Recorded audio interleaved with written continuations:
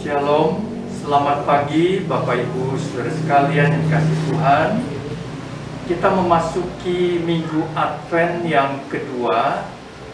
Pada saat nanti kita menyambut hari Natal, dan pada minggu Advent yang kedua ini saya menyalakan lilin yang kedua.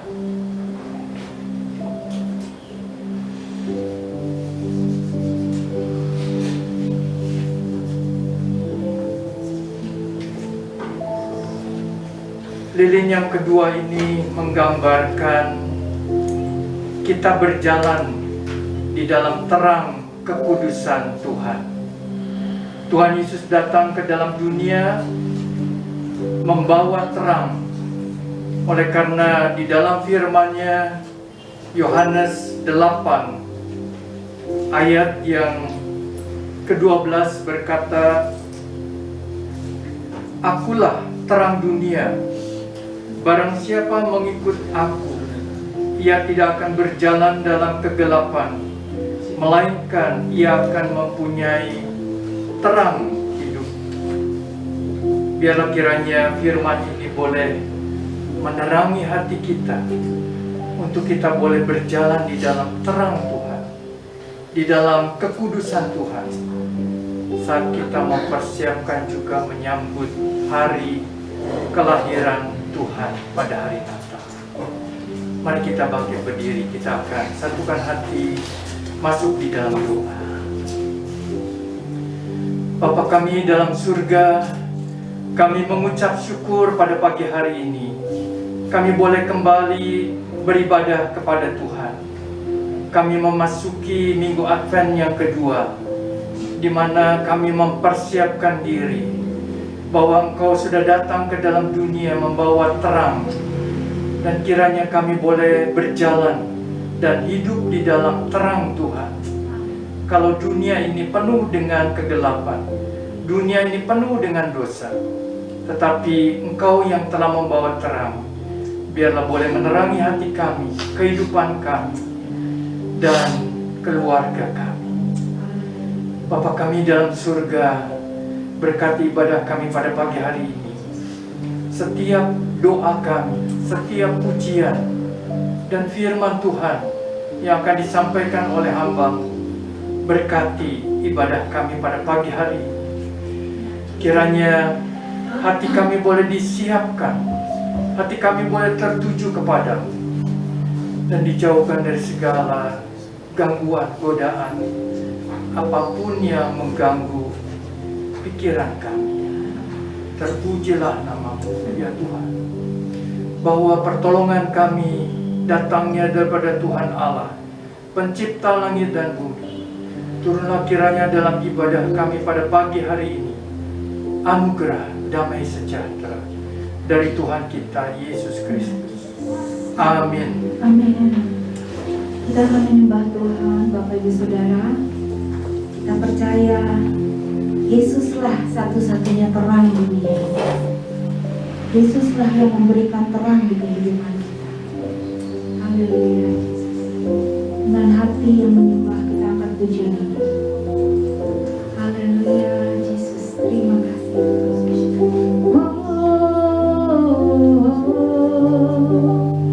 Light of the world, you step down into darkness.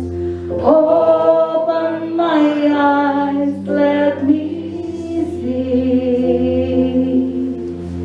beauty that makes heart adore you.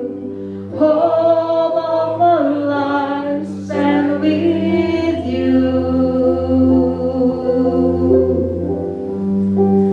Here I am to worship. Here I am to bow down. Here I am to say that you're my God. You're altogether lovely, altogether worthy, altogether wonderful to me.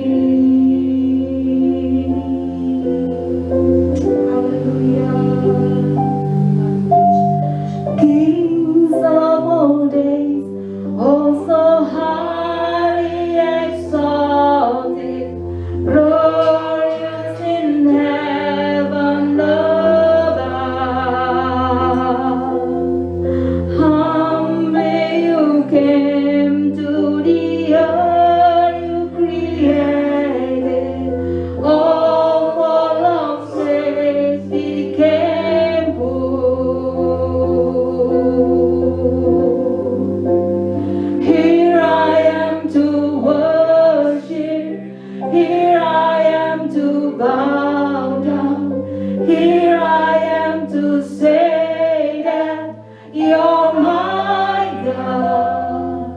You're together lovely, altogether worthy, altogether wonderful to me.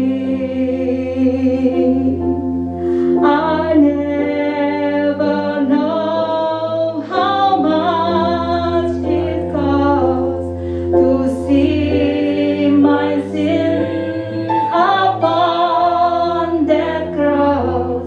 I never know how much it costs to see my sin upon that cross.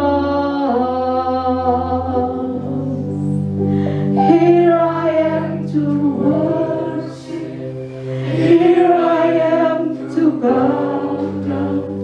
Here I am to say that you're my God.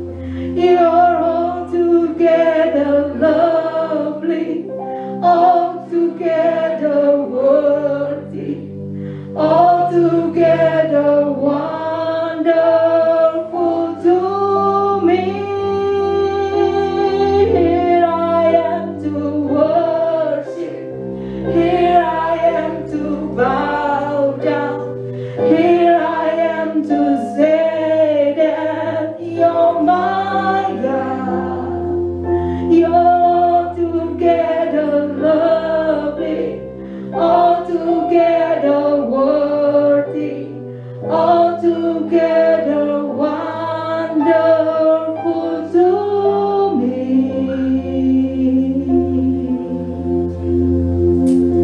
Terima kasih Bapa untuk Yesus Kristus yang Kau berikan bagi kami di dunia ini.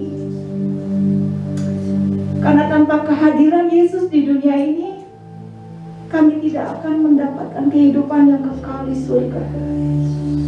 Oleh karena itu Bapa, pagi ini kami mau bawa seluruh kehidupan kami Tuhan. Kami mau sungguh-sungguh menyembah Engkau. Kami sungguh-sungguh mau meyakini bahwa hanya Yesus Kristuslah jalan keselamatan. Yesus Kristuslah satu-satunya juru selamat bagi umat manusia. Terima kasih Bapa untuk kasih-Mu yang luar biasa atas dunia ini Tuhan. Terima kasih untuk kasih-Mu yang dahsyat untuk setiap kami yang ada di tempat ini. Kami percaya Tuhan Kau akan melawat setiap kami. Kau menjamah setiap hati kami. Biarlah kami boleh benar-benar hidup di dalam kebenaran-Mu Tuhan. Kami boleh terus berjalan bersama dengan Engkau, karena Engkaulah juru selamat kami dalam hal apapun. Terima kasih Bapa. Kami naikkan ucapan syukur kami, segala hormat kami hanya bagi Engkau. Di dalam satu nama, Tuhan Yesus Kristus, kami sudah berdoa dan mengucap syukur. Kita sama-sama katakan, Haleluya, Amin. Shalom, Bapak Ibu yang kasih Tuhan.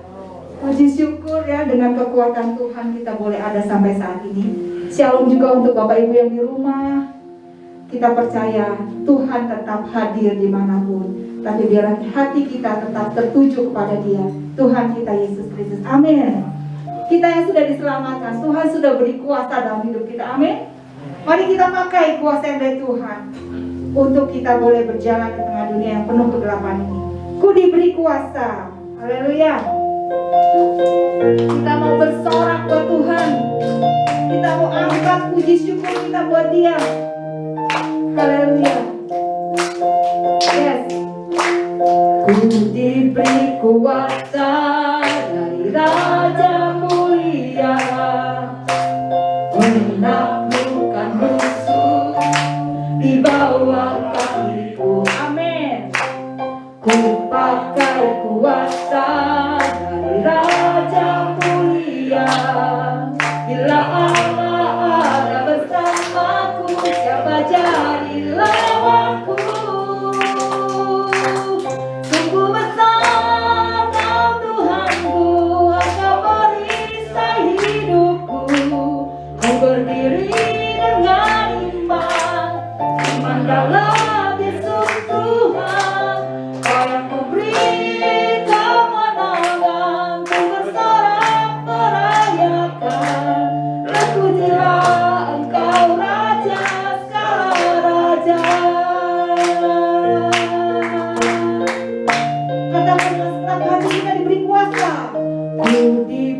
kuasa dari Raja mulia, menaklukkan musuh di bawah kakiku. Amin. Ku pakai kuasa dari Raja mulia. Bila Allah ada bersamaku, siapa jadi lawanku? Bila Allah ada bersamaku, siapa jadi lawanku? Bila Allah ada bersamaku, siapa jadi lawanku? Sungguh besar Kau Tuhanku, Engkau perisai hidupku. Ku berdiri dengan iman dalam Yesus Tuhan. Kau yang memberi kemenangan, ku bersorak merayakan. Terpujilah Engkau Raja. Haleluya, sungguh besar, haleluya. Sungguh besar Kau Tuhanku, Engkau perisai hidupku. Amin. Ku berdiri dengan iman dalam Yesus Tuhan. Kau yang memberi kemenangan, ku bersorak merayakan. Terpujilah Engkau Raja, segala raja terpujilah. Amin. Terpujilah, terpujilah Engkau Raja, segala raja. Mari bangkit Bapak Ibu Saudara. Tuhan kita sudah bangkit. Bangkitlah, Terangmu sudah datang. Bangkitlah, Terangmu sudah datang. Kemuliaan Tuhan telah datang. Kemuliaan Tuhan telah terbit. Kemuliaan Tuhan telah datang atasku. Mari kita bangkit. Bangkitlah, Terangmu sudah datang. Amin. Bangkitlah, Terangmu sudah datang. Haleluya. Kemuliaan Tuhan telah datang. Kemuliaan Tuhan telah bangkit. Kemuliaan Tuhan telah bangkit atasku. Bangkitlah, bangkitlah, Terangmu sudah datang. Haleluya.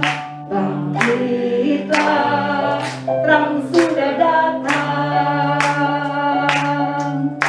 Kemuliaan Tuhan telah datang. Kemuliaan Tuhan telah terbit. Kemuliaan Tuhan telah datang atasku. Kemuliaan Tuhan, kemuliaan Tuhan telah datang. Kemuliaan Tuhan telah terbit. Kemuliaan Tuhan telah datang atasku. Haleluya, beri kemuliaan. Allah kita luar biasa, Dia begitu mengasihi saudara dan saya. Terpujilah Engkau Bapa. Terima kasih. Pagi ini Tuhan, kami mau siapkan hati kami. Kami percaya Tuhan, kasih-Mu dahsyat atas setiap kami Tuhan. Engkau yang tidak pernah meninggalkan kami Tuhan. Walaupun di tengah dunia ini begitu banyak kesukaran, kesulitan yang ingin menghadang kehidupan kami, satu hal kami percaya Bapa, bahwa Engkau yang sudah memberikan Yesus sebagai juru selamat di hidup kami. Apapun yang menjadi masalah kami, Yesuslah jawaban bagi kami. Terima kasih Tuhan. Terima kasih Tuhan, kami mau siapkan hati kami. Kami percaya bahwa Yesuslah jawaban di hidup kami, apapun pergumulan kami. Walau ku harus berjalan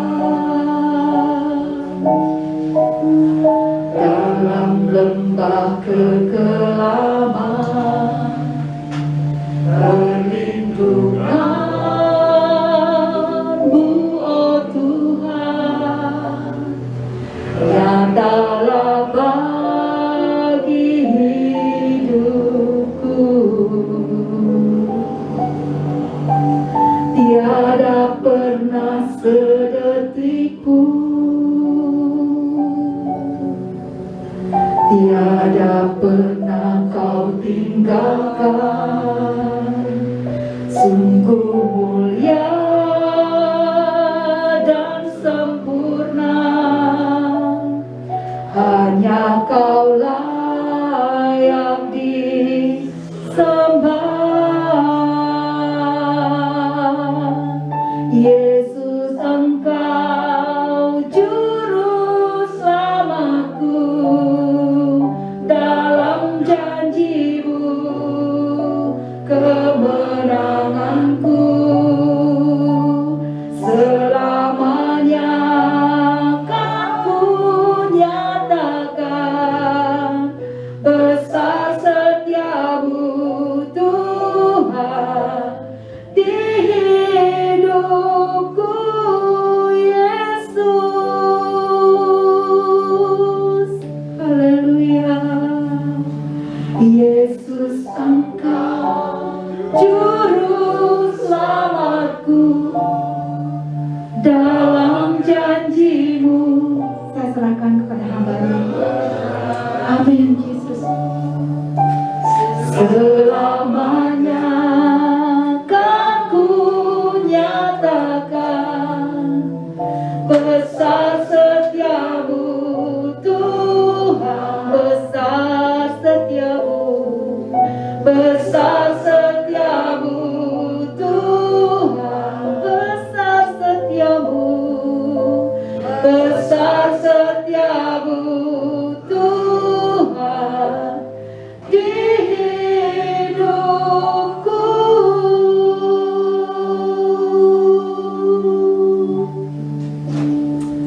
Sungguh kami imani pujian ini ya Tuhan. Tidak pernah sedetik pun Kau tinggalkan kami. Penyertaan-Mu sempurna dalam hidup kami. Besar setia-Mu Tuhan. Setiap hari rahmat-Mu selalu baru. Ketika kami menginjak di bulan Desember ini Tuhan, 11 bulan Tuhan sudah sertai kami, melewati masa-masa yang tidak mudah pada tahun ini, melewati kesulitan, lembah-lembah kekelaman. Tetapi di balik itu semua Tuhan, janji-Mu tidak pernah berubah. Janji penyertaan Tuhan dalam hidup kami tidak pernah berubah. Sekalipun Tuhan, yang ada di depan mata kami, keadaan yang sulit, yang mungkin belum seperti apa yang kami harapkan, tetapi Engkau mengajar kami untuk percaya. Sebagaimana Tuhan Kau menggenapi janji-Mu, Engkau datang ke dunia ini untuk menebus segala dosa kami. Kami percaya saat ini juga janji-Mu bahwa Engkau menyertai kami sampai kesudahan alam itu masih berlaku. Terima kasih ya Tuhan. Terima kasih. Pagi ini biar Engkau berbicara kepada kami lewat firman, bahwa terang itu sudah datang menerangi setiap kami. Biar kami juga boleh hidup di dalam terang Kristus. Terpuji nama-Mu Tuhan. Urapi hamba-Mu yang menyampaikan dan seluruh jemaat yang mendengarkannya, agar kami sama-sama diberkati lewat kebenaran firman. Di dalam nama Tuhan Yesus hamba-Mu berdoa. Amin. Selamat pagi, shalom. Silakan duduk Bapak Ibu sekalian. Juga selamat pagi untuk jemaat yang ada di tempat masing-masing, ya, baik di rumah maupun dimanapun jemaat Tuhan berada. Kita sama-sama akan merenungkan sebagian daripada firman Tuhan. Tema renungan kita pada pagi hari ini yaitu Kristus sumber hidup dan terang dunia. Ya. Diambil dari Yohanes 1 ayat 4 dan 9. Nah, Ibu, Bapak Ibu, ini sebelum ini ya, nanti saya jelaskan dulu foto ini. Saya akan bacakan ya di dalam Yohanes 1 ayat 4 dikatakan dalam Dia ada hidup dan hidup itu adalah terang manusia. Bapak Ibu, saya mendapat satu pengalaman yang pernah saya lupakan ya. Pengalaman ketika bulan Juli yang lalu, saya tuh dengan besan saya, dengan anak-anak saya, ya satu anak saya dengan keluarganya, itu kita ke Banyuwangi. Nah, dalam trip itu ada acara mendaki kawat Gunung Ijen. Nah, saya itu sudah tanya pada tour guide-nya, ya. Ini kalau buat nenek-nenek bisa nggak? Oh bisa Bu, kata dia gitu ya. Mungkin melihat neneknya ini Nelly gitu ya, jadi dia yakin. Terus kita dijemput jam berapa? Nanti Ibu dijemput jam 12 malam. Lalu kemudian kita mulai pendakian itu jam 2. Lalu kemudian kita tuh mau melihat blue fire, api biru itu loh Bapak Ibu.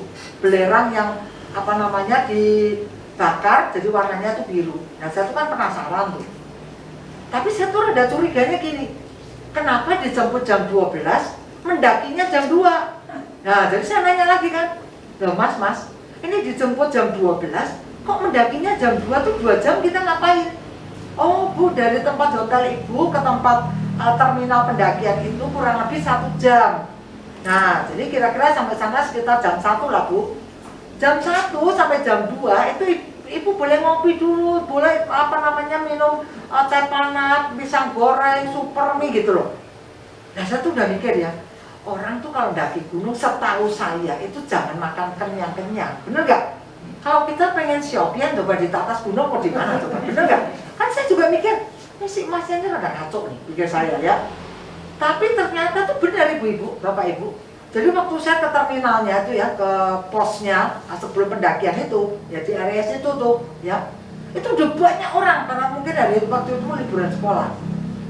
Besan saya, namanya dia exciting gitu ya, bener pesan super mie, ya pesan teh panas gitu. Saya udah dalam hati saya nggak mau seperti itu ya, takutnya kalau sudah saat atas kita kepengen ke belakang gimana gitu kan. Nah benar. Akhirnya mulailah pendakian itu. Saya berkata, saya tanya, ini pendakian ini kira-kira berapa lama? Ya kira-kira kalau ibu jalannya cepat sih 1 jam. Tapi kalau ibu jalannya pelan ya kira-kira 1,5 sampai 2 jam. Dalam hati saya. Tapi dengan semangat 45 saya berangkat. Ya, itu namanya Bapak Ibu. Saya kan udah lama banget nggak pernah mendaki gunung. Waktu sekolah, zaman sekolah saya memang senang mendaki gunung. Tapi kan udah sekian tahun, umur saya udah 62 tahun. Dia bilang, pokoknya ibu hanya tinggal bawa lampu senter. Nah untung dia ngasih kita tuh tongkat, ya, akhirnya kita berangkat. Sampai pos 1 masih aman, ya. Nah di Gunung Ijen ini itu disediakan becak, namanya becak gunung, kayak gerobak gitu loh. Nah itu kalau naik, itu 3 orang yang gotong kita, gitu ya. Dalam hati saya enak juga nih naik becak, ya. Saya tanya, ibu kalau nggak kuat bisa naik becak gunung ini, katanya gitu. Berapa mas? Pulang pergi 800.000 seorang, saya bilang. Iya seorang. Masya Allah, dan balik saya 800.000 naik becak gunung. Dalam hati saya enggak, saya pasti kuat. Itu saya pikir. Kalau sekali jalan 350.000 naik tuh. Nah benar, besan saya baru juga di pos pertama. Jam saya udah nggak kuat jam. Udahlah nggak apa-apa, jam saya 800.000 berdua 1,6 juta loh Bapak Ibu. Itu seorang tuh 800.000 satu gerobak itu loh. Diambil digotong 3 orang. Nah, Ibu Bapak Ibu tahu, perjalanan betul-betul itu 2 jam. Perjalanan sampai ke puncaknya Kawah Ijen. Cuman karena gelap, ya. Jadi nggak kelihatan apa-apa. Saya tuh hanya benar-benar berdasarkan tongkat dan lampu senter yang dibawa sama Pak Paulus. Sampai saya gandengan sama dia, saya nggak ngerti kanan kiri itu ada apa. Pokoknya berdasarkan, mending kalau jalannya bagus, jalannya juga jalan pasir gitu loh. Sampai di atas, terus dia bilang, nah kalau mau lihat blue fire-nya mesti turun ke kawahnya. Wah dalam hati saya ya, naik aja udah setengah mati. Itu keringat saya, kata mantu saya gini, itu keringatnya mama bukan lagi netes Bapak Ibu, itu kayak air ngucur. Baju saya basah kuyup itu keringat itu benar-benar ngucur, ya. kemudian untung saya tuh selama pandemi ini suka jalan pagi gitu ya, suka treadmill di rumah, jalan sendiri. Jadi kuat, kata anak saya gini, wah mama kalau kuat Kawah Ijen ini ke Labuan Bajo kecil, kata dia gitu ya. Ini medannya jauh lebih berat. Nah sampai atas saya lihat blue fire-nya di bawah, dalam hati saya, wah lihat aja di YouTube juga sebetulnya itu bisa, kenapa kita sampai cari penyakit itu kan. Jadi akhirnya saya sama cucu saya sama Pak Polus pertama udah mau turun nih, cuman turun itu tuh kerikil. Waduh ini kalau sampai nyerosot urusannya panjang nih. Saya bilang sama masing-masing, cuman anak saya sama mantu saya yang turun. Saya, besan saya, cucu saya semua di atas. Di atas ngapain Bapak Ibu? Di atas itu nunggu ini loh. Hanya nunggu matahari terbit. Karena nungguin anak saya yang turun ke bawah. Saya udah mikir, padahal ya lihat matahari terbit itu di gesot saya mau terbit, mau tenggelam tuh kelihatan. Iya sampai 2 jam. Aduh itu tuh ya. Itu begitu lihat kegelapan itu sirna. Aduh saya melihat Tuhan, bener ya ciptaanmu tuh luar biasa. Begitu lihat matahari terbit, walaupun nggak sempurna sih karena tertutup awan, saya berkata Tuhan luar biasa ciptaanmu itu. Makanya ketika saya mempersiapkan ini ya dikatakan di dalam Yohanes 1 ayat 4 dan 9 dikatakan dalam Dia ada hidup dan hidup itu adalah terang manusia. Terang yang sesungguhnya yang menerangi setiap orang sedang datang ke dalam dunia. Mengapa Tuhan tawarkan hidup? Mengapa Dia berkata dalam Dia ada hidup? Karena kita ini pernah mengalami kematian semua Bapak Ibu, benar nggak? Ketika kita manusia pertama jatuh dalam dosa, kita ini sebetulnya sudah mati secara rohani. Makanya Tuhan ketika datang Dia berkata dalam Dia, dalam Yohanes berkata dalam Yesus itu ada hidup. Dan hidup itu adalah terang manusia. Tadi saya katakan ya, apa yang kita rasakan ketika kita dalam gelap? Kita nggak tahu arah, toh? Kita nggak berdaya, dan kita pasti cari terang. Saya itu ya, begitu turun saya baru berkata, Tuhan, satu pengalaman rohani ya. Ternyata orang yang berjalan di dalam gelap, ya. Makanya kenapa sih ada orang yang bisa berbuat jahat begitu rupa? Ya kalau kita pikirkan secara nalar, dan itu kadang orang-orang Kristen. Kok bisa ya dia begitu jahat, begitu kejam? Karena dia tidak punya yang namanya terang hidup itu. Nah orang yang berjalan di dalam gelap, itu dia nggak tahu arah. Dia nggak tahu ini benar atau salah tuh dia nggak tahu. Ya, dia nggak berdaya, udah nurut aja tuh. Ya, ketika saya di dalam pendakian itu saya nurut aja lah sama tour guide-nya. Begitu dia ngomong, wah kita sampai pos 3, masih berapa pos lagi mas? Masih 3 lagi bu, semangat. Ya, itu menyemangati saya sih, lumayan pos 3, waduh udah ngos-ngosan gitu ya. Nah, karena itulah kalau manusia ada di dalam gelap, ya. Dan kemudian apa? Berusaha cari terang, berusaha untuk cepat ya pagi-pagi supaya kelihatan. Tapi Bapak Ibu, sekalipun di dalam gelap, saya tuh melihat yang ketika di bawah melihat berdasarkan lampu senter. Tapi ketika saya melihat ke atas, oh, itu ribuan bintang bagus banget. Saya sampai perjalanan mengingatkan saya, iya ya. Ketika kita melihat ke bawah, melihat masalah hidup kita, ketika kita dalam gelap, gak ada yang bisa dilihat. Kita gak ngerti mau kemana itu. Tapi ketika kita lihat ke atas, kita lihat Tuhan, bintang itu loh bisa menuntun kita. Sama seperti ketika bintang Bethlehem itu menuntun orang-orang Majus. Ya, orang-orang Majus kuncinya cuma apa? Bintang yang menjadi terang, yang menjadi sumber penunjuk dia sampai kepada Yesus. Bapak Ibu sekalian, keadaan manusia setelah manusia jatuh di dalam dosa, ya, Roma 3 ayat 23 kita semua udah tahu ya.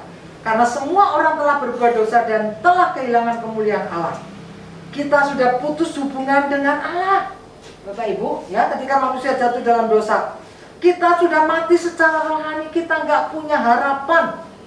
Kita berusaha mencari jalan keselamatan dengan apa? Berbuat baik, beramal, ya. Kemudian apa? Dengan ritual keagamaan.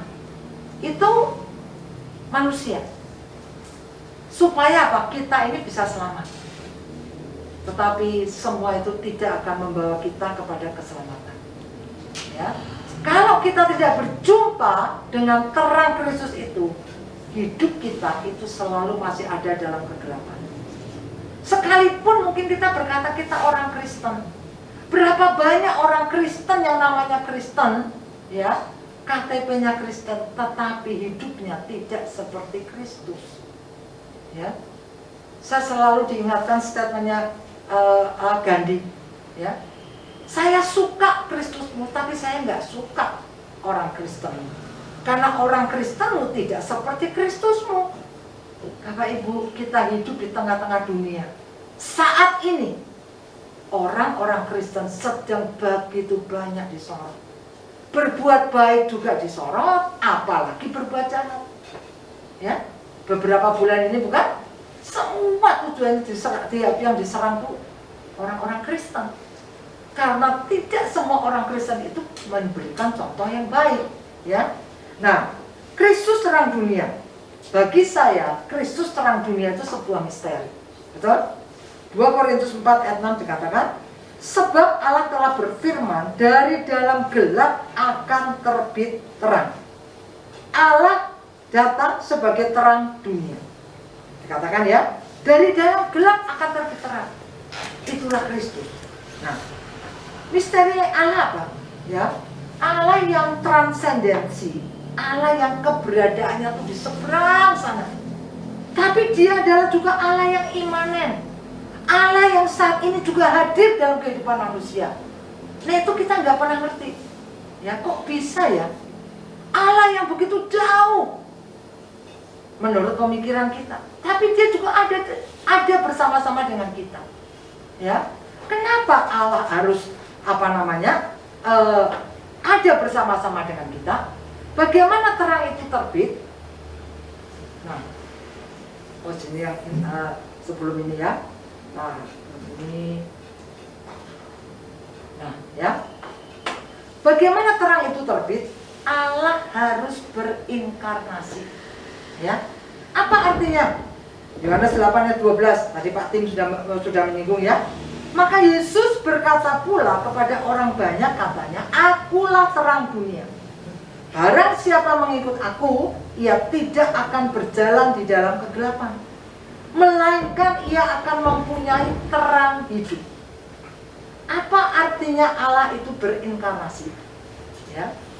Nah, ya. Bahasa Latinnya itu adalah incarnate. Allah yang Maha Suci turun ke dalam dunia menjadi manusia. Yesus Kristus, di mana Allah yang Maha Kudus ini berkenan dirinya menjadi daging atau inkarnasi, lahir sebagai bayi, tumbuh normal seperti manusia lainnya, dewasa dan mengalami kematian dalam misi penyelamatan bagi umat manusia dari dosa. Kematian Allah yang inkarnasi ini tidak selamanya. Kemudian ia bangkit dan dia kembali naik ke surga. Yesus adalah Allah dan juga manusia seutuhnya. Itu artinya inkarnasi. Ya. Nah, apa bedanya? Kita tentu istilah yang lain kita pernah mengenal. Apa bedanya dengan reinkarnasi? Ya. Nah, ada agama tertentu yang mengatakan bahwa orang itu kalau baik, dia pasti akan berinkarnasi. Nah, kalau agama lain itu menganut yang namanya tuh reinkarnasi. Artinya apa? Kepercayaan kalau seorang itu mati dan lahir kembali, dia akan lahir dalam kehidupan lain berdasarkan itu karma. Itu kalau reinkarnasi. Jadi ada ajaran tertentu, nih kalau kamu di dunia baik, kamu nanti kalau mati, hidup lagi, kamu akan jadi orang yang lebih mulia. Tapi kalau hidup jahat, kamu mungkin akan jadi binatang, ya. Kamu mungkin akan jadi orang yang miskin gitu loh. Itu paham reinkarnasi. Tapi Yesus, dia berinkarnasi. Dia adalah Allah dan sekaligus juga manusia. Nah, kenapa Tuhan itu harus berinkarnasi? Kenapa Allah itu harus berinkarnasi? Allah yang maha mulia, kenapa sih harus jadi manusia? Kenapa sih harus jadi terang dunia? Dikatakan ya dalam Ibrani 1 ayat 1 dan 2, Setelah pada zaman dahulu Allah berulang kali dan dalam berbagai cara berbicara kepada nenek moyang kita dengan perantara nabi-nabi, maka pada zaman akhir ini Ia telah berbicara kepada kita dengan perantaraan anaknya yang telah Ia tetapkan sebagai yang berhak menerima segala yang ada. Oleh Dia, Allah telah menjadikan alam semesta. Kenapa Allah ini mesti berinkarnasi? Karena manusia tidak bisa mengerti kehendak Allah. Ya, sebaik apapun manusia, itu tidak akan pernah bisa selamat kecuali dia benar-benar berjumpa Yesus secara pribadi. Perbuatan baik kita tidak pernah bisa menyelamatkan kita. Ada satu cerita yang selalu biasanya tampil dari Natal. Ya, suatu ketika ada seorang pria yang menganggap Natal itu cerita tahyul. Dia bukan orang yang kikir, dia pria yang baik hati dan tulus, setia pada keluarganya dan baik kelakuannya buat orang lain. Tapi dia nggak percaya pada kelahiran Kristus yang diceritakan setiap gereja setiap hari Natal. Itu dia nggak percaya. Dia sungguh-sungguh nggak percaya. Dia katakan pada istrinya, saya benar-benar minta maaf jika saya membuat kamu sedih. Ya, dia bilang pada istrinya yang rajin ke gereja. Tapi saya nggak dapat mengerti kenapa Tuhan itu mau jadi manusia. Itu adalah hal yang tidak masuk akal bagi saya. Pada malam Natal, ketika istri dan anak-anaknya pergi menghadiri kebaktian tengah malam di gereja, pria itu menolak untuk menemani mereka. Saya nggak mau jadi orang munafik, dia bilang. Saya lebih baik tinggal di rumah, saya akan menunggumu sampai kamu pulang. Nah, lama kemudian keluarganya berangkat, salju mulai turun. Kemudian dia kembali duduk di kursinya, dia dekat perapian, dia baca surat kabar. Nggak berapa lama dia dikejutkan oleh suara ketukan di pintu. Bunyi itu berulang 3 kali. Dia pikir, oh ini pasti ada orang yang iseng nih, ngelemparin bola salju ke jendela rumahnya. Jadi dia keluar. Ternyata waktu dia keluar, dia melihat ternyata ada sekumpulan burung yang terbaring tidak berdaya di salju yang dingin. Mereka terjebak dalam badai salju dan mereka menabrak kaca jendela rumah pria ini. Wah, kata si pria ini ya, aduh kasihan banget ini burung burung-burung yang terkapar ini. Kemudian dia ingat, oh dia punya kandang kuda poni buat kandang kuda poni anaknya. Wah, kandang itu pasti nyaman kalau burung-burung ini dibawa ke kandang itu.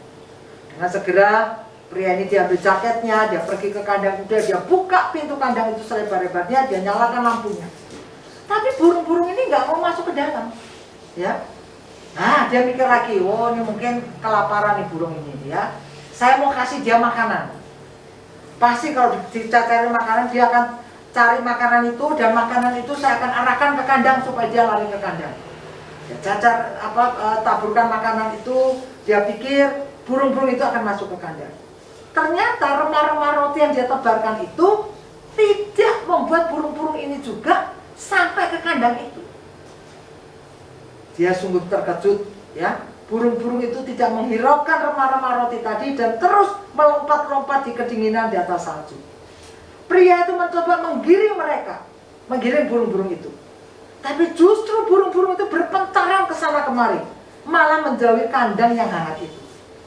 Mereka menganggap saya ini sebagai makhluk yang aneh, kata pria itu ya. Pria aneh dan menakutkan.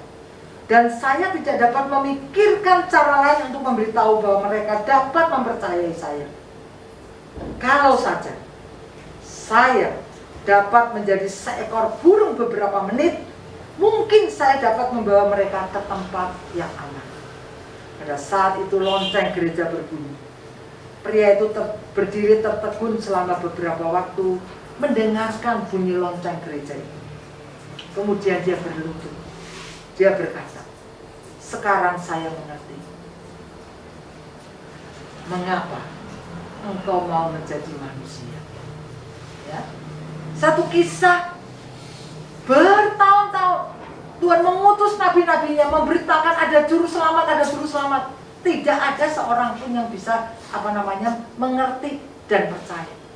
Sampai anak Allah sendiri Dia datang ke dalam dunia ini menjadi terang untuk menerangi dunia ini supaya kita manusia ini menjadi manusia yang tidak binasa tetapi beroleh keselamatan. Nah, bagaimana respon kita? Ya, yang pertama, mau nggak mau kita harus menerima terang Kristus. Dan Bapak Ibu tahu status kita setelah kita menerima terang, ya. Yohanes 1 ayat 12 berkata, tetapi semua orang, semua ya, tidak terkecuali, yang menerimanya, menerima Yesus sebagai juru selamat, diberinya kuasa supaya menjadi anak-anak Allah, yaitu mereka yang percaya dalam namanya. Bapak Ibu, ini adalah satu janji yang bukan seorang presiden yang mengatakan, ya. Kalau presiden yang mengatakan, mungkin kita hanya sebatas pada waktu dia menjabat kita punya kuasa.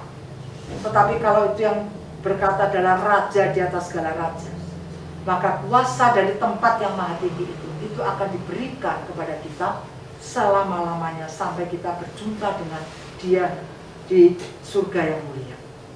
Ya, itu adalah janji Tuhan. Setiap orang yang percaya kepadanya tidak akan binasa, tetapi beroleh hidup yang kekal. Kita yang percaya diberi kuasa menjadi anak-anak Allah. Gak ada satu warisan yang begitu kekal, ya, yang menjadi jaminan buat kita bahwa ketika kita menerima dia sebagai juru selamat, maka kita dianggap sebagai anak. Ya, kita mengadopsi anak itu mesti kita mikir dulu, bukan? Ya, ini baik nggak ya? Nah, ya, kira-kira kalau nanti dia besar, dia bisa balas budi nggak ya? Betul nggak? Tapi ketika Tuhan menerima kita, dia nggak pernah memikirkan latar belakang kita. Malah dia berjanji, ya, semua orang yang menerima dia itu diberi kuasa untuk menjadi anak-anak Allah. Yang kedua, bagaimana respon kita? Setelah kita terima terang, hiduplah di dalam terang. Ya. Nah, ya. Yohanes 8 ayat 12 mengatakan, maka Yesus berkata pula kepada orang banyak katanya, akulah terang dunia.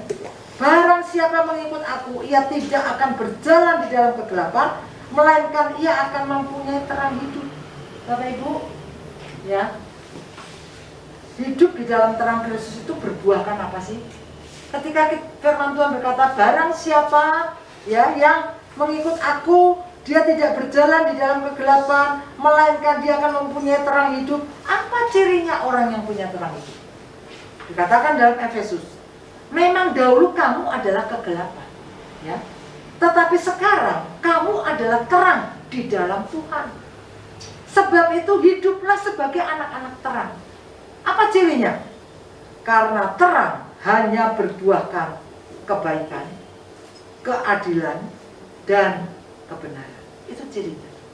Kalau kita berkata kita adalah anak-anak terang, ya, mungkin orang dunia juga bisa berkata, saya juga sama, saya juga baik kok, nggak pernah nipu, nggak pernah bohong, ya. Tapi apakah kita bisa hidup di dalam kebaikan, di dalam keadilan, dan di dalam kebenaran? Kebenaran dengan standarnya Tuhan, bukan kebenaran standar kita. Nah, orang yang hidup di dalam terang mempunyai ciri seperti ini, ya. Orang yang hidup di dalam terang, dia pasti bisa menjaga kekudusan hidup, ya. Tadi saya katakan, Bapak Ibu, sekarang kita ini lagi disorot, ya. Berapa banyak yang namanya orang Kristen, dari membunuh, memperkosa. Saudara tahu kemarin yang lagi viral, yang seorang dulunya pernah sekolah teologi, seorang worship leader membunuh seorang wanita di lift, bisa keketahuan dia pakai troli.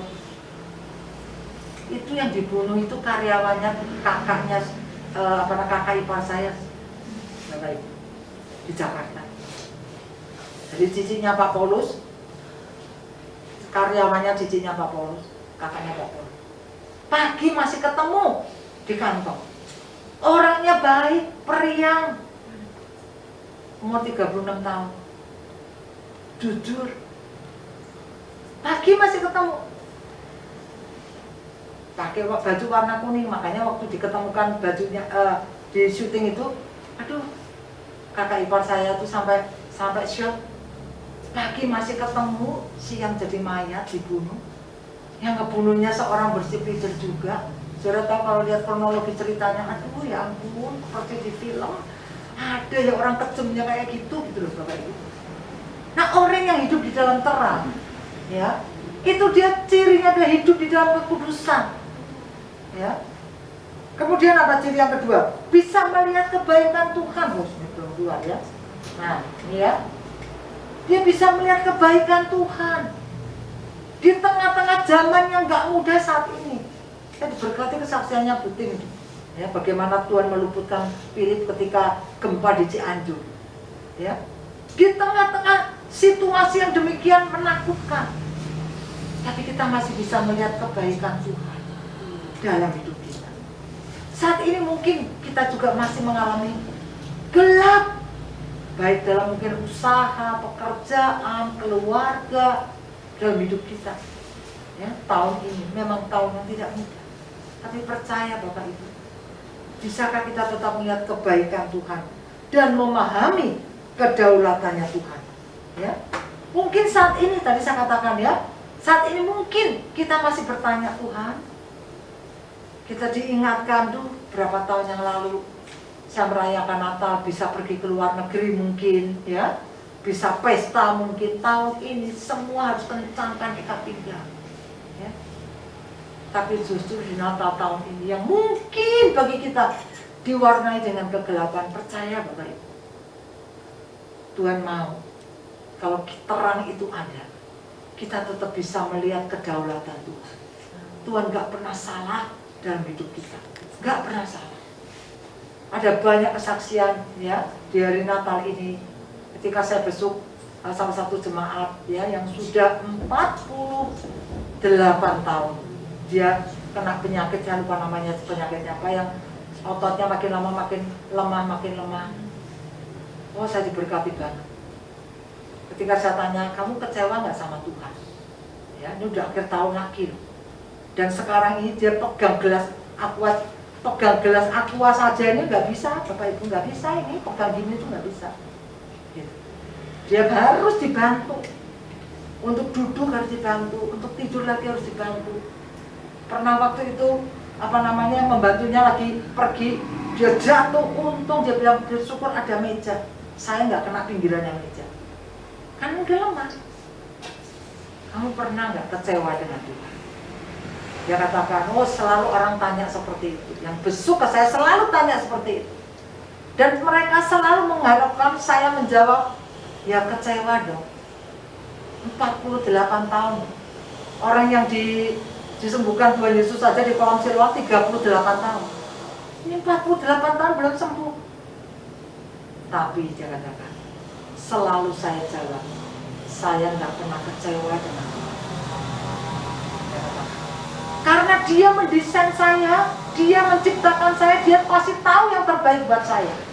Sekalipun secara kasat mata saya ini dipandang orang tidak dalam keadaan baik, tapi saya sungguh yakin pencipta saya tidak pernah mencelakakan hidup saya. Kalaupun saya sampai mati seperti ini, saya sangat yakin bahwa Tuhan saya tidak pernah salah. Dia sangat memahami kedaulatan Tuhan. Saya besok tuh saya malah diberkati banget ya oleh kesaksian orang ini. Nanti ya waktu lain kali saya saksikan ya. Nah, yang terakhir, jadilah.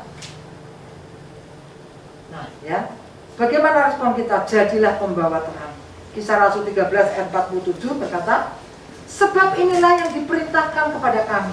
Aku telah menentukan engkau menjadi terang bagi bangsa-bangsa yang tidak mengenal Allah, supaya engkau membawa keselamatan sampai ke ujung bumi.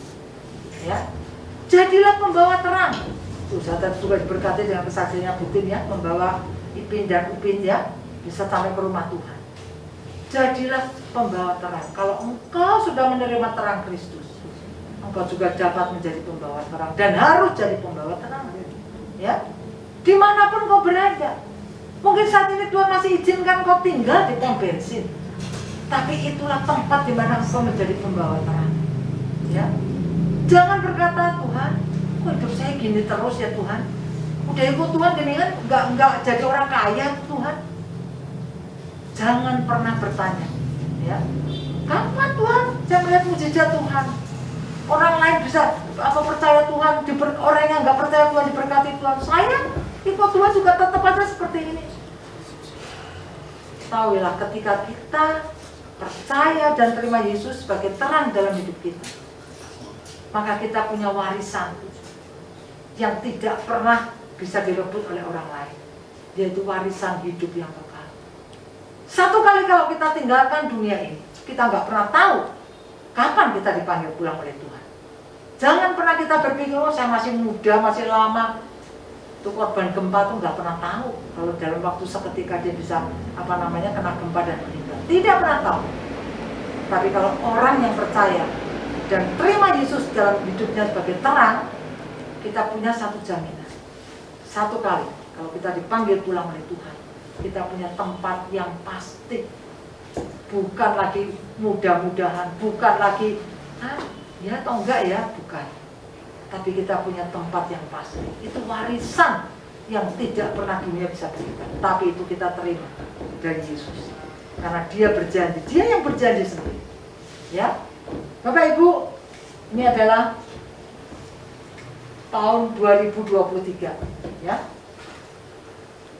Pak Presiden juga berkata, ya, nggak ada yang bisa memprediksi tahun 2023 lebih baik dari tahun 2022. Teman saya kerja di garmen, saya nggak tahu Pak Freddy kerja di garmen nggak ya? Dia katakan tahun depan pengangguran itu pasti akan lebih banyak.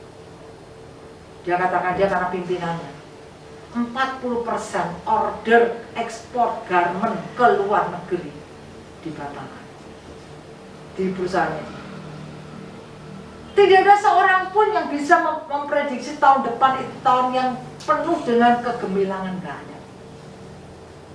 Tapi percayalah Bapak Ibu, ya, sekalipun di tengah-tengah kegelapan yang memang benar-benar mungkin gelap, tapi kalau kita menjadi pembawa terang, terang itu nggak usah gede Bapak Ibu. Ketika ini misalkan gelap semua, satu lilin aja, itu bisa menjadi sumber terang. Ya. Tadi saya katakan ketika saya di gunung itu cuma lampu senter itu loh Bapak Ibu. Makanya ketika saya pulang, ya, nah akhirnya naik becak seperti ini loh, becak gunungnya. Nah kayak gerobak gini ya, Bapak Ibu tahu. Pulang akhirnya naik ini saya, karena saya pikir waduh ini kalau pulang lagi 2 jam lagi sampai hotel saya jam berapa ini? Wes naik ini aja, 350.000 ya, wes berapa lah. Dipikir Bapak Ibu enak naik ini. Hah? Bapak Ibu tahu ketika naik ini, itu dalam hati saya berkata, darah Yesus, dalam nama Yesus, dalam nama Yesus. Tukangnya ahli, yang naiknya nih saya sampai pegangan kenceng banget, kanan kirinya jurang. Dan pada waktu terang, justru pada waktu terang itulah saya melihat, ya ampun, tadi malam itu saya lewat jalan seperti ini. Aduh Bapak Ibu tuh belok itu saya sampai darah Yesus sepanjang turun dari atas sampai ke bawah. Kira-kira setengah jam lah itu turunnya. Yang bawanya ahli, yang naiknya yang benar-benar beriman. Bapak Ibu, ketika sampai bawah, ya, Tuhan seperti berkata, lihat, sekalipun tadi malam kamu melewati jalan yang begitu dalam lembah kekelaman, ya, tetapi ketika ada terang itu dan ada tongkat, engkau sanggup bukan? Dan ketika engkau sudah melewati itu semua, engkau dapat berkata, Tuhan, terima kasih. Ya, ternyata penyertaanmu itu sempurna. Ya, ternyata apa yang aku alami yang begitu menakutkan, ketika aku bersama dengan Tuhan, aku aman. Ketika turun itu, ketika saya sudah selesai trip itu, saya berkata, Tuhan, satu pengalaman rohani yang gak pernah saya lupakan. Bersama dengan Tuhan, di tengah-tengah kegelapan, Engkau menjadi terang bagiku, sumber terang bagiku. Gada dan tongkatmu itulah yang menghibur aku tuh benar, Bapak Ibu. Dan ketika kita sudah dalam keadaan mungkin saat ini juga kita belum tahu ujungnya segala pergumulan kita tuh apa. Tapi percaya Bapak Ibu, kalau kita bisa melewati tahun ini, Tuhan akan perlihatkan tuh kamu bisa kan. Sama seperti ketika saya begitu selesai berhenti, puji Tuhan, ternyata tuh saya melewati lembah-lembah yang tikungan-tikungan yang begitu menakutkan, jurang-jurang di kanan kiri saya. Tuhan, itu kalau seandainya saya tahu duluan nggak akan naik saya, beneran. Saya juga suruh naik lagi juga nggak mau, gitu ya, cukup sekali dalam hidup saya, ya. Tapi karena saya nggak tahu dan saya memasrahkan hidup saya kepada Tuhan, saya bisa melewati itu, Bapak Ibu. Demikian juga dengan hidup iman kita, ya.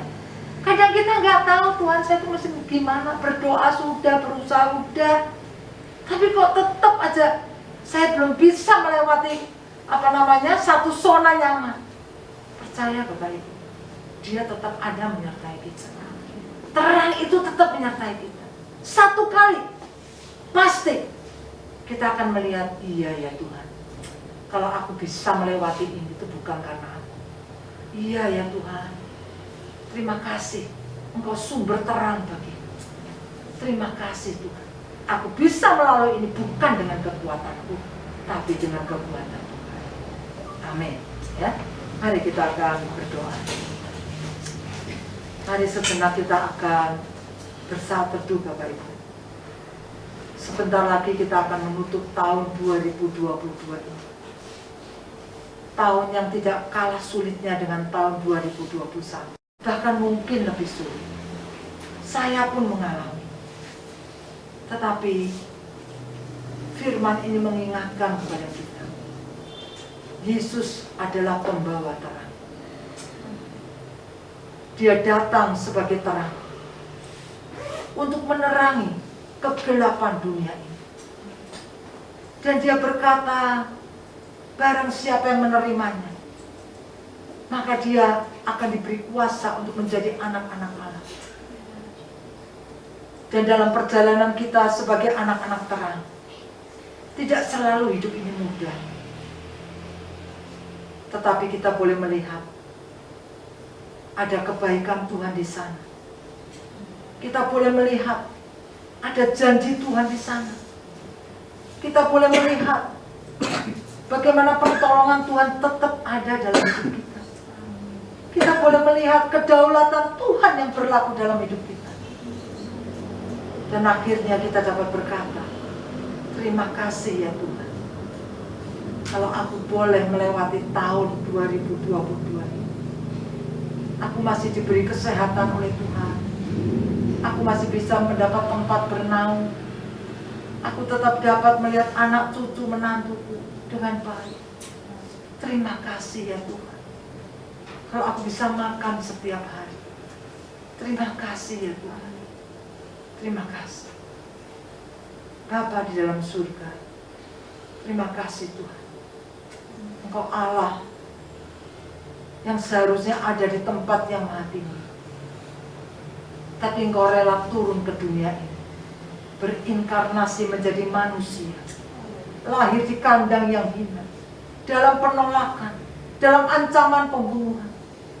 Itu karena Engkau mengasihi kami Tuhan. Terima kasih untuk kasih-Mu. Setiap kali kami mengingat Natal, kami diingatkan akan kasih Tuhan. Engkau rela datang menjadi hamba. Engkau rela datang Tuhan, sama dengan manusia, mengalami penderitaan sama dengan kami. Karena Engkau ingin mengatakan bahwa kami tidak pernah ditinggal sendirian. Terima kasih Tuhan. Terima kasih. Apapun yang menjadi pergumulan dalam hidup kami mau serahkan dalam tangan Tuhan. Engkau Kristus pemberi hidup dan pemberi terang itu menjadi jaminan dalam hidup kami. Mampukan kami Tuhan menapaki hari-hari di depan kami yang mungkin masih gelap, Tetapi Tuhan, kami tahu ada terang Kristus yang menerangi hati, pikiran, dan jiwa kami. Sehingga kami mampu Tuhan melewati tahun ini bersama-sama dengan Tuhan. Dan kami mampu memasuki tahun 2023 yang masih penuh dengan misteri bersama-sama dengan Tuhan juga. Terpuji nama-Mu ya Tuhan. Berkati gereja di tempat ini. Berkati Pendeta Timotius dan Ibu Esther dengan seluruh majelis yang ada. Seluruh pengerja pelayan-pelayan Tuhan yang ada. Berkati mereka Tuhan. Biar mereka tidak lelah, tetapi kiranya mereka Tuhan terus bersemangat di dalam melayani pekerjaan Tuhan. Kami sungguh percaya Tuhan, Engkau ada di tempat ini. Engkau adalah pembawa terang. Dan kami yang hidup di dalam terang, jadikan kami juga menjadi pembawa terang Kristus dimanapun kami berada. Di dalam nama Tuhan Yesus, hamba-Mu berdoa. Amin. Saya serahkan kepada Bapak.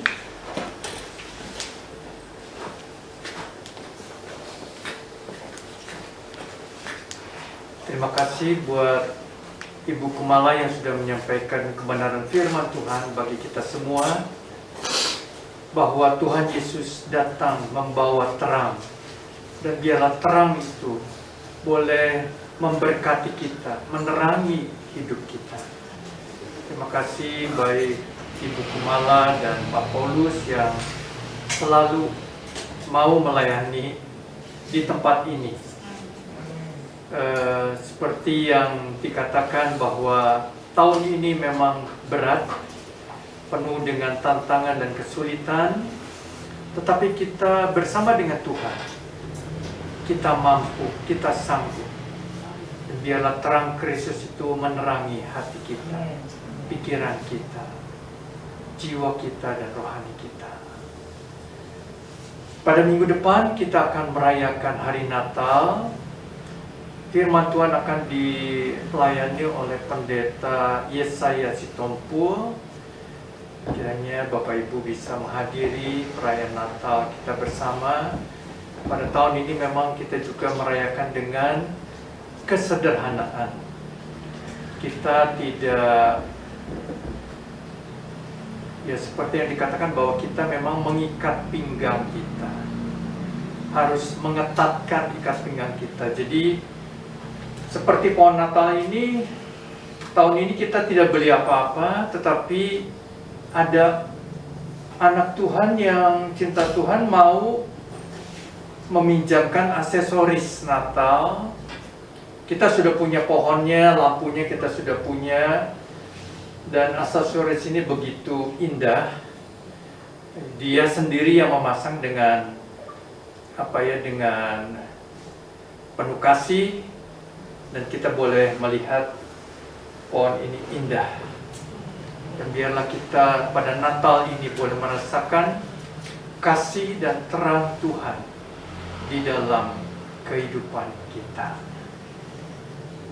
Kita akan sebentar memberikan persembahan.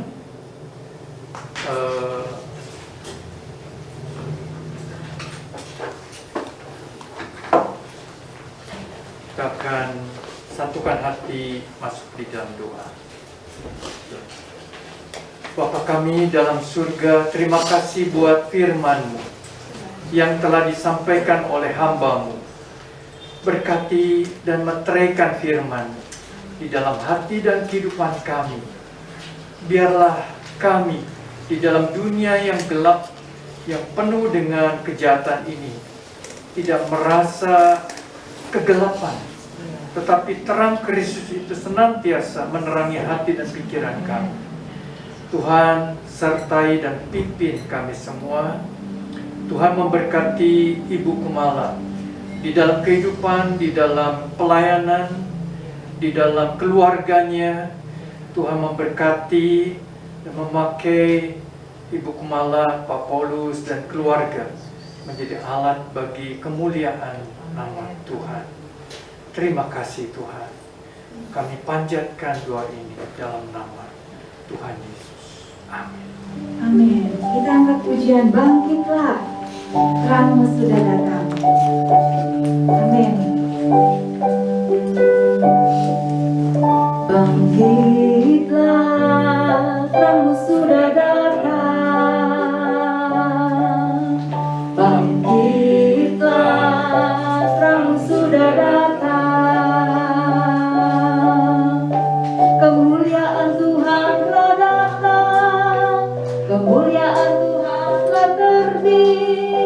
Kemuliaan Tuhan telah datang atasmu. Mari bangkit, bangkitlah, terangmu sudah datang. Bangkitlah, terangmu sudah datang. Kemuliaan Tuhan telah datang, kemuliaan Tuhan telah terbit, kemuliaan Tuhan telah datang atasmu. Amin.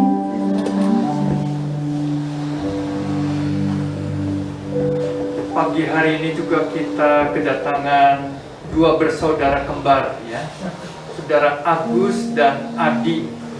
Silakan berdiri. Selamat datang.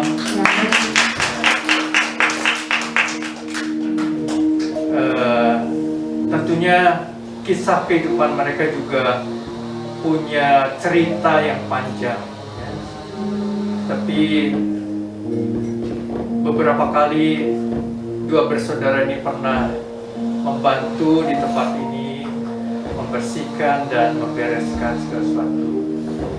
Kita percaya bahwa Tuhan akan memberkati, memakai saudara Agus dan Adi bagi kemuliaan nama Tuhan.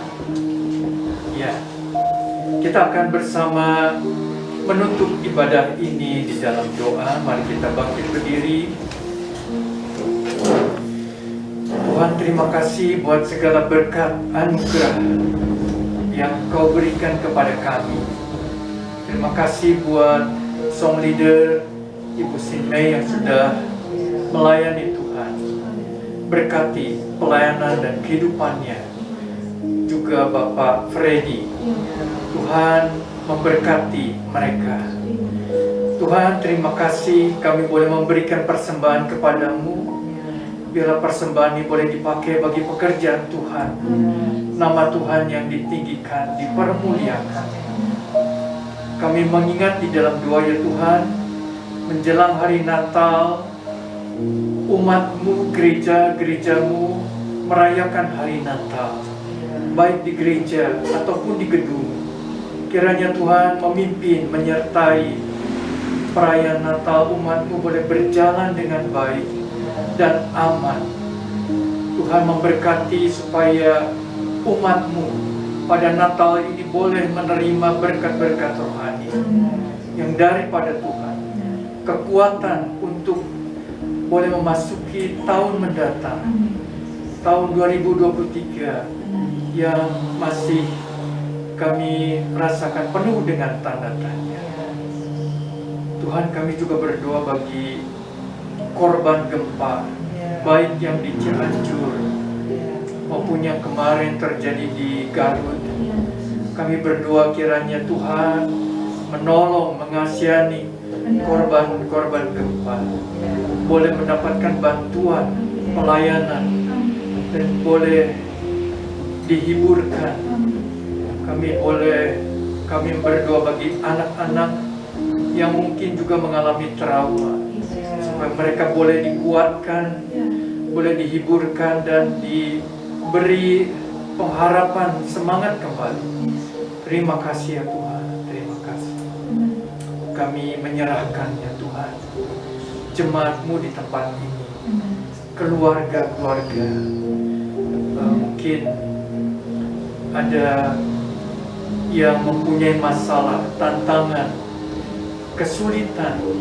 Tuhan yang mengetahui apa yang mereka hadapi. Kiranya Tuhan menolong. Bagi mereka yang ada di luar kota atau di luar negeri, Tuhan pimpin dan sertai di dalam perjalanan, di dalam aktivitas mereka. Yang ada di rumah, Tuhan sertai mereka bersama dengan keluarga, boleh menerima berkat yang sama, berkat rohani yang sama. Terima kasih Tuhan.